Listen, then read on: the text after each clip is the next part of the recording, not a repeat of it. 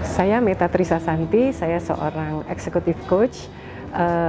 Saat ini adalah saya sebagai executive coach freelance, jadi saya bekerja di Rhyme Consulting. Saya adalah managing partner dari Rhyme Consulting dan saya saat ini menjadi associate coach dari Loop Institute of Coaching. Terima kasih.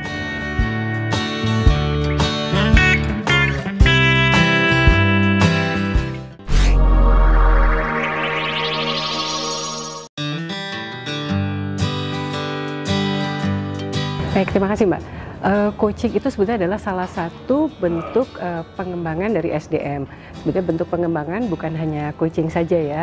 Ada mentoring, ada training, ada counseling, ada consulting gitu ya. Tapi yang membedakan coaching dengan pendekatan pengembangan SDM yang lain adalah pada saat kita melakukan coaching, maka yang digali adalah potensi. Dan yang menemukan potensi itu bukan dari orang lain, tapi dia sendiri yang menemukan potensi tersebut. Nah, dalam hal ini, pada saat seseorang menemukan kekuatannya dari kemampuannya dia sendiri, dia menemukan aha momennya sendiri, akibatnya ini juga akan sangat berpengaruh terhadap motivasi. Terus kemudian motivasinya akan mendorong dia untuk lebih bekerja. Dan suasana kerja juga akan menjadi lebih kondusif, lebih positif gitu ya. Karena coaching kita selalu berbicara ke depan, kita selalu berbicara tentang kemungkinan-kemungkinan dan bagaimana mencapai kemungkinan tersebut. Maka yang terjadi dalam pola pikir seseorang itu adalah sesuatu yang serba positif karena kita berbicara ke depan.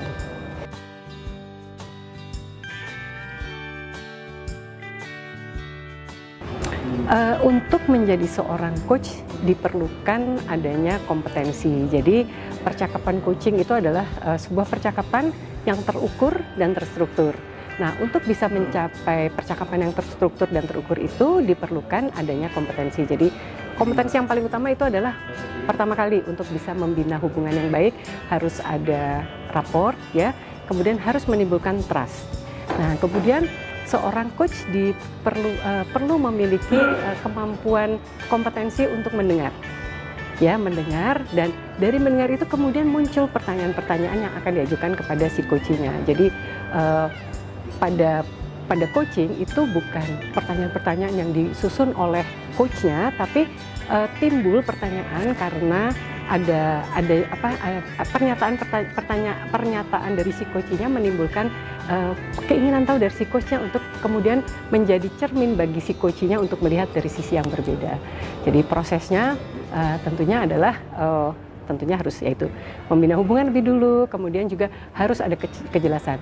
Prinsip coaching itu 6 golden rules-nya yang pertama harus ada kerahasiaan ya. Jadi coaching itu sesuatu yang sifatnya rahasia dan kemudian kesetaraan.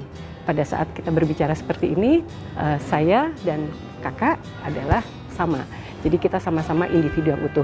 Pada saat kita berbicara tentang coaching, kita berbicara tentang coaching kita sebagai seorang individu yang utuh. Dia bukan yang di dalam kepala kita, ini orang biang kerok, misalnya troublemaker dan sebagainya, tapi kita berbicara kepada dia seorang yang utuh, yang memiliki potensi-potensi dan intensi kita untuk membangun dan mengembangkan coaching kita.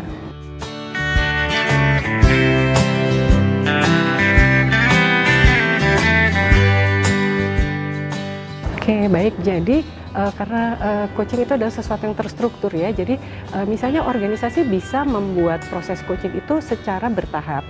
Jadi dari sesinya sendiri itu ada batas waktunya. Misalnya satu sesi coaching setengah jam atau paling lama 1 jam misalnya kalau di organisasi ya. Nah, tapi ada program coaching, misalnya program coaching selama 3 bulan. Nah, dalam 3 bulan itu bisa di-set apakah coachingnya dilakukan setiap sesi itu 1 minggu sekali selama 1 jam misalnya ya, atau misalnya bisa 2 minggu sekali. Jadi semuanya serba terukur dan terstruktur. Nah, setiap akhir sesi coaching itu selalu ada ukuran tentang rencana aksi apa yang akan dilakukan, dan itu yang kemudian dilakukan follow up gitu. Kenapa dia terukur ya?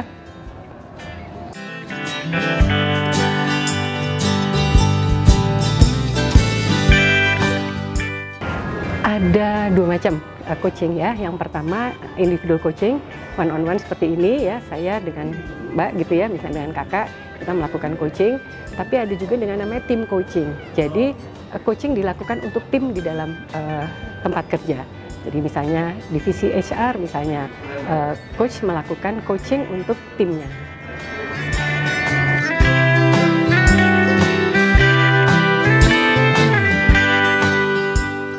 Oke, mengukur keberhasilan dari coaching itu sendiri sebetulnya adalah pada saat akhir sesi itu ada rencana aksi dari si coach kita. Jadi setelah kita ngobrol-ngobrol, coach menemukan berbagai macam alternatif yang bisa dilakukan untuk mencapai tujuannya. Jadi coaching kan kita berbicara dari saat ini ke depan itu adalah tujuannya. Nah sekarang ukuran keberhasilannya adalah apakah dia sudah berhasil mencapai tujuannya atau tidak. Nah itu pada akhir sesi dia membuat rencana aksi untuk mencapai tujuannya tersebut apa. Dan pada sesi berikutnya, jadi ada jeda antara sesi pertama dengan sesi berikutnya, itu adalah untuk dia mengimplementasikan atau melakukan rencana-rencananya tersebut. Nah, apakah itu berhasil atau tidak direview pada sesi berikutnya. Apa saja yang sudah berhasil dengan baik, apa saja yang masih perlu dikembangkan. Gitu.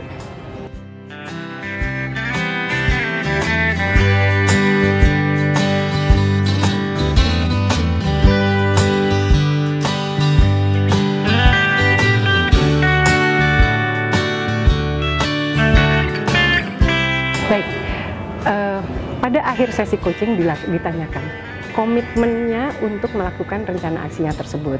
Nah, bisa jadi kegagalan atas rencana yang sudah dia komitkan itu tidak terjadi karena berbagai hal. Ada hal-hal yang berasal dari dalam dirinya sendiri. Itu bisa dilakukan coaching ulang untuk mengatasi hal-hal yang menghambat dalam dirinya sendiri.